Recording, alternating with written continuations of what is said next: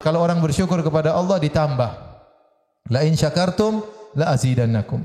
Kalau kalian bersyukur, sungguh aku akan menambah kenikmatan bagi kalian. Ini banyak orang yang pandai bersyukur, Allah tambah-tambah terus nikmatnya. Ya, sampai dia mau lari dari dunia, dunia malah yang mengejar dia. Kenapa? Dia pandai bersyukur. Ya, kita terkadang kurang diberi nikmat. Kenapa? Karena mungkin kita kurang pandai bersyukur. Kenapa kebahagiaan kita dicabut? Mungkin karena kita kurang bersyukur.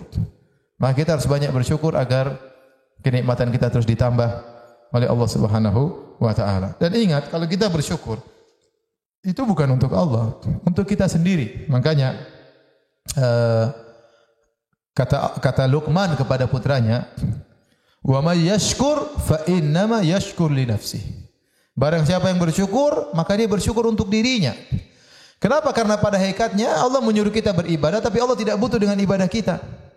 Allah tidak pernah butuh dengan salat kita, Allah tidak pernah butuh dengan sedekah kita, Allah tidak pernah butuh dengan puasa kita. Kalau kita bersedekah, Allah kasih kita tambah harta.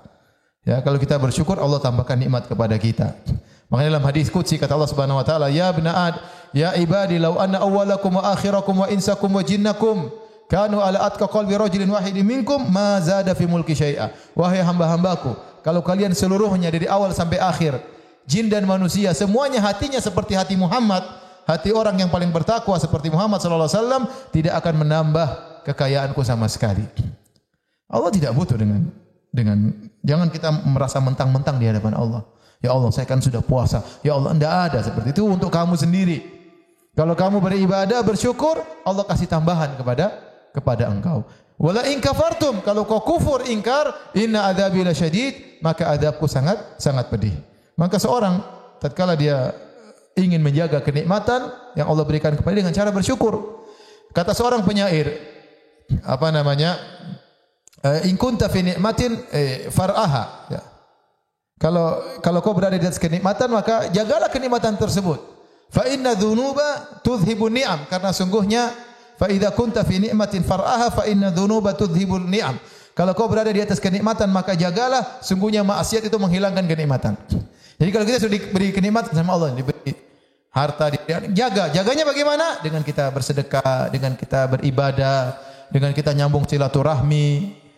Sudah, itu cara menjaga kenikmatan terus dijaga oleh Allah Subhanahu wa taala. Dengan kita memberi bantuan kepada fakir miskin. Jangan lupa kita cari informasi tentang orang-orang yang susah, kita datang sendiri berikan kepada dia, ya. Kita ketuk pintu rumahnya. Maka kata para sebagian ulama mengatakan, bukanlah orang yang karim, yang sangat mulia, yang orang datang mengetuk pintunya. Tetapi orang yang sangat mulia adalah orang yang datang mengetuk pintu orang miskin. Dia cari orang miskin untuk dia kasihkan. Dan banyak orang miskin di sekitar kita.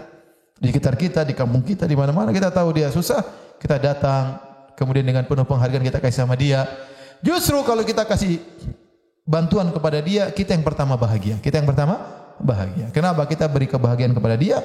Sebelum dia bahagia, kita sudah bahagia terlebih dahulu. Karena kebahagiaan dari siapa? Dari Allah Subhanahu wa taala.